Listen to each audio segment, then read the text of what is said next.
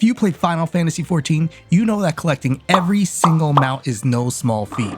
And with the Dawntrail expansion here, I'm about to step into one of the longest grinds you could do in this game. You see, over 4 years ago, I entered Eorzea for the first time and I was hooked. I ended up speedrunning the MSQ, and once it was over, I was kind of feeling lost. I loved the world, the story, and I felt like there was so much to explore still.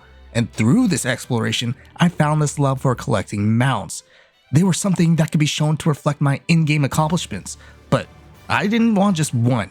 I wanted them all. And to collect every mount, you were basically forced to engage in all types of content, everything from raids to building up the island sanctuary. My proudest moment was actually at the end of Endwalker, where I had completed this journey. I ended up collecting every single mount you could earn in-game. But you know, this is an MMO. It is always growing, it is always expanding, and it is time to collect them all once again. Hit that intro. Welcome, I am one of the game's most dedicated mount collectors, and up until Endwalker, I had a full mount collection with over 200 rides, and they keep releasing more. Now that Dawntrail is here, our journey begins again, and I'll do whatever it takes to collect them all. This is Mount Masters.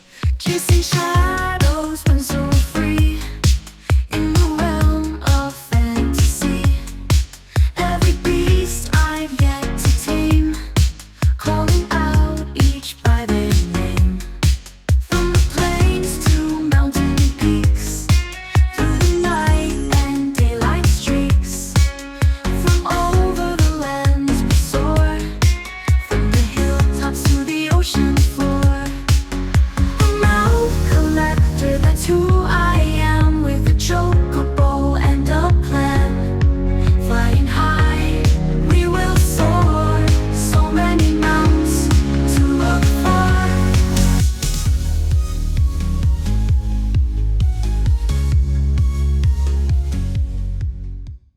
Now, at the time of recording this, it is currently patch 7.16, meaning Dawntrail dropped a total of 19 new mounts. And let me clarify that these are in-game mounts that anybody can collect, not cash store, holiday, or time exclusive. These are the ones we have to work for through gameplay. Now, some of these mounts will take no time at all, while some, well, I don't think it would be an underestimate to say 100 hours for one is impossible. This one in particular. Now, I wanted a strategy going to Dawntrail, and because Final Fantasy expansions usually follow a formula, I could use that as the basis for a plan. First off, you have your quest mounts such as the MSQ and Allied Society mounts.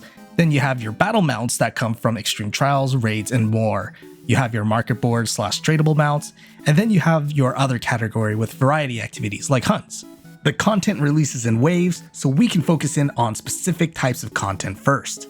Because we'll get the MSQ one passively, our initial focus will be on the tradable mounts. As we know, the best time to earn any cash in any MMO is at the start of a new expansion. The economy is booming with players leveling and a wave of new items flooding the market. And we are going to need a lot of gil. In the past few expansions, we had mounts released that can only be purchased through a massive Gillsync, such as the Gilded mount sporting a 50 million gil price tag. There are also mounts that can be purchased through special tradable currency, such as the Wyvern mount that requires 500 tradable bicolored gemstone vouchers. By getting a lot of gil this early into a hypercharged economy, we save a lot of time now versus when the economy inevitably slows down. So what's my goal? I want to earn 100 million gil. 100 million gil in the first 2 weeks of the expansion.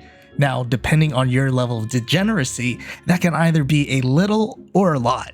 You can be the judge. And the reason for 100 million is that it's a safe estimate for how much mounts will cost throughout the expansion, although I have a feeling my expenses might end up being a little bit more than that. Now you may ask, well, why can't you just use the gil you already have? Well, I could, but I gave myself a challenge. I will only use the cash I earn in Dawntrail for my new mounts. This really is just a personal challenge, but one that hopefully forces me to engage in more Dawntrail content. Now, I may dip a little bit into my personal fund to get some gear, but I don't really foresee that, and I hope to self-sustain early on. So there's one final question I want to address. Are buying mounts that can be earned through alternative methods cheating or invalidating? And I think the answer here is both yes and no, and it all depends on how one prioritizes their time and what they find fun. Well, I like engaging in new content, and buying the mount without even trying the activity would be invalidating for me personally. But I do have limited time and want to engage efficiently in the new content as well. So this means that for future mounts, it will be a case-by-case basis, but I will never skip out on the new stuff. And with this preamble completed, it's time to get ready for Dawntrail. Alright, it is the last day before servers go offline, before the expansion drops, and here's what I'm going in with. We have 100 million gil to start off with. That way we can easily track our gains in the expansion and gives me a little wiggle room if there are any expenses. Plus we got some preliminary Endwalker crafting materials and materia if we do need those. Also, I don't plan on showing the MSQ story, but this video will probably contain new zones and areas as a heads up. And I guess there's nothing left to do but go to sleep and get ready for the expansion when it hits. It's now! It is the opening day of Dawntrail, as you can tell by all the lovely Twitch streamers being stuck in the queue right now. Oh my god. We are finally in, people are buzzing around, and it's time to hop directly into that MSQ. It's time to take over some foreign land, I guess. Alright, we have to talk about Alphino. Like, look at the bags under his eyes. Like, he definitely saw some things in Garlemald. So, if I understand this correctly, we are about to set up a puppet government in a foreign land we know nothing about because I believe we're bored. Okay, we have to stop the MSQ immediately because urgent news just came in. The circus has a new attraction, apparently. It turns out the Amon fight in the circus tower has a brand new bug where they accidentally removed the ice blocks from the fight. And not sure if you remember, but the ice blocks are necessary because the boss does an attack called Curtain Call that will wipe you out unless you are behind one of those ice blocks, meaning the entire raid should be wiped out after this one attack. But I think there's a way actually around this. Alright, there are no ice blocks that have spawned, and here comes the Curtain Call attack. We're going to try to immune it, and of course we all die. Next try. So instead of trying to DPS race the boss down, all alliances are applying a new plan this time around, having one healer die before Curtain Call, and accepting the res from their co-healer after Curtain Call in order to try and save the raid. Here goes the raid. Ooh, we got people from Alliance C, and our Alliance and Alliance A all up. All right, please, we can stabilize. We have 5 healers up. I think we're able to stabilize, and here comes my res. Come on. Oh, we're doing it. We're stabilizing. Oh, come on. Live. 2%. 2%. No. Okay, we got a res. Yes, we're back up. Come on, 1%. We're looking healthy. We're looking good. Finish it. And let's go. Honestly, with the coordination we needed, that was pretty darn fun. Wow, and that's Dawntrail. On a serious thought, I think this expansion is going to be getting the Stormblood treatment, where the story is passable, but the battle content was amazing. They definitely stepped up their quality here, so I'm really happy with that. Anyways, here's ourselves collecting the very first mount of the expansion coming from the MSQ completion, the Alpaca. And so we rolled into the Dawn Throne, one of my favorite places to show off mounts. And after throwing our hands ceremoniously into the air, we are now the proud owner of the Alpaca mount, the first of our 19. And if you played through Dawntrail, you know how thematic this first mount is, very fitting for the land of Tuliolal. Next, I have 2 extras to show off. We've had this little icon in the upper right hand corner for a while now. Now I wonder what that could be. And to everybody's surprise, it is another mount. I mean, this is a mountain video after all. What can you expect? And here we have the Arc mount coming from the collector's edition of Dawntrail. This is proving once again that Gundams are someone's Final Fantasy. And of course, our second bonus is yet another mount. That's right, we managed to drink enough Mountain Dew for irreversible health problems and the exclusive Mountain Zoo mount. Now this is just a bonus mount because it came from a cross promotion with Mountain Dew, but I wanted to show it off for those who aren't able to access it in their region. But because these mounts are premium, they don't actually count towards our overall completion here. Now, with the MSQ wrapped up, it's time to get busy. It turns out there's already a Gillsync mount in the game. They added the Air Wheeler A9, which is a purchasable Gillsync mount that costs 7.5 million gil from Solution 9. So our early money making turns out to be a great idea here. And now I think it's time to reveal the plan to get to 100 million gil. We have 3 pillars we're going to rely on: battling, gathering, and crafting. For battling, we have 2 activities that fit into this category: fates and hunts. Now, fates will be a mandatory activity for us in the future, but we'll get into that later. We can use the bicolored gemstones that we earn from these fades to purchase crafting materials. The ones we want to purchase are those that are dropped from open world mobs. The reason being, open world mobs take longer to grind and the drops aren't guaranteed from them. And because it's early in the expansion, these mats and thus bicolored gemstones are worth much more now. Now for hunts. We'll be taking advantage of hunt trains to slay A ranks back to back, resulting in clusters and crystals that we can turn in for combat materia. And because everybody needs the latest materia, they are a great source of money. Also, because the expansions are so popular to combat player congestion, Square has set up instancing for each new zone, essentially creating multiple copies of each zone to divide players. This is a massive boon for hunters. Because there are only 2 A ranks per zone, and with 6 zones in each expansion, you only get 12 A ranks per train. However, with instancing, each A rank and S rank is now duplicated per instance. For example, just on Urkopacha alone with 6 instances, what becomes 2 A ranks now is 12, drastically increasing the amount of A ranks you get per train. The side effect of this though is that these trains now take a very long time to complete. Next, let's talk gathering. To me, gathering is synonymous with consistency for money making. It's not a secret that people are scrambling to power level their classes up to max level, especially those crafters, and the richest of the rich will be splurging on materials. Low-level gathering materials that we can get at level 90 will be selling for a premium, so this means we can make money and level our own gatherers as well. This results in gathering being a consistent activity we can do in between waiting for other activities. The final piece of our money-making trifecta is of course crafting. However, the race to the top is also a race to the bottom. The competition of selling the best in slot gear is a pricey one to participate in. One way you can make money is to sell the latest gear, but there's a lot of preparation and upfront costs involved. I need to be max leveled in my crafters, get the best in slot gear for myself, get crafting materials, get crafter food buffs, and the scariest and most expensive of all, melts, which is why I'm in Idleshire. Well, it turns out I've been secretly preparing for months for this expansion. I have 27 bronze certificates from Chloe's Wondrous Tales that I've been saving up here, and it turns out that during new expansions, Chloe updates her shop with the latest materia. And for those not aware, these bronze certificates are earned from getting at least one line in the Wondrous Tales minigame. So we go ahead and exchange these certificates for crafting clusters and crystals. And if we exchange this for the latest crafting materia, we get 169,000 gil per materia. By selling all these off, we get an easy 4 mil. And as you can tell, our inventory is stuffed to the brim with new Dawntrail materials and equipment. We'll be desynthesizing these things down into its base components in order to sell off for extra cash. Next, we arrive in Okehanu to purchase Hammerhead Crocodile skin with bicolored gemstones. This skin, as explained prior, are new low-level crafting materials, and the bicolored gemstones are the currency you get from fates.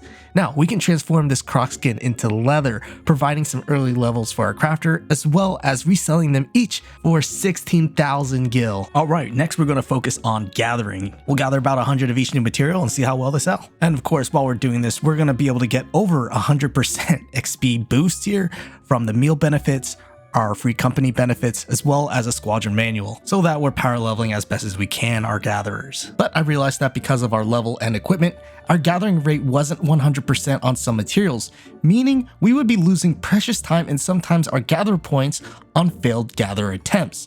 And the way to solve this is power leveling. So I set myself up on a detour to complete the latest Wachu Meki Delivery Gather quest line, which would result in massive experience drops. Plus, I decided to pair this with Dawntrail Leave Quests and Grand Company Turn-ins because they give the best experience rate for time spent. Also, one overlooked leveling method for gatherers are collectibles. As you can see, I can turn in these botanist collectibles for 1.6 million XP each. While we are constantly being kept busy in the overworld with active moneymakers, we also have our passive moneymaker in Retainer Ventures. We could send out our retainers every hour to gather the newest materials, netting us roughly 30,000 gil or more. Plus, retainers will level up over time with more ventures we send them out on, allowing us to expand their catalog for gatherable materials. With a quick pit stop at the retainers, I wanted to sell the ores we had collected, and 1,700 gil for cobalt tungsten and 1,500 for lar. We have found our niche. And part of the reason why gathering materials are so good is because they sell quickly. Crafters constantly need materials, which upkeep the pace of the sales. The quicker things sell, the more things we can list on our retainers. Now, it may seem like my hour-to-hour activities are pretty static, But in fact, it's quite the opposite, because we are also regularly taking part in the hunt trains as mentioned prior.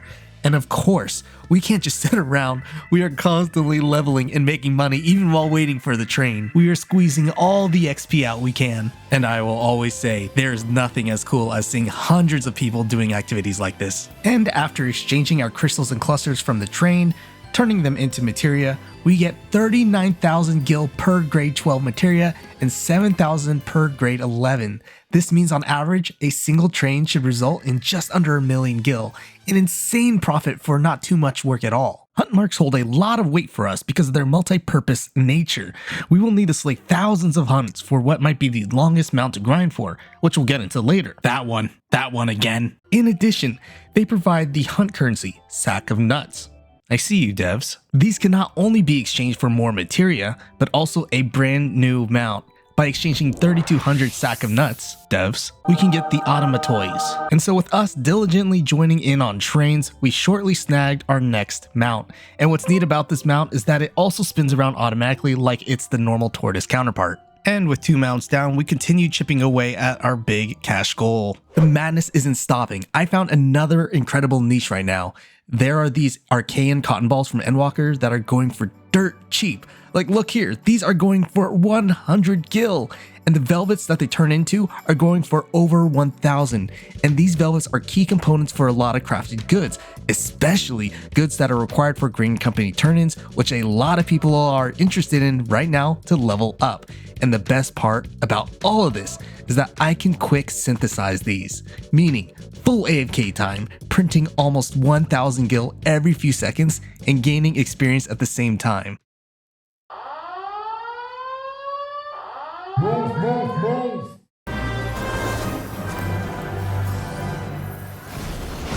The Serpent Lord has arrived in Shaloni, and it is up to us to take it down.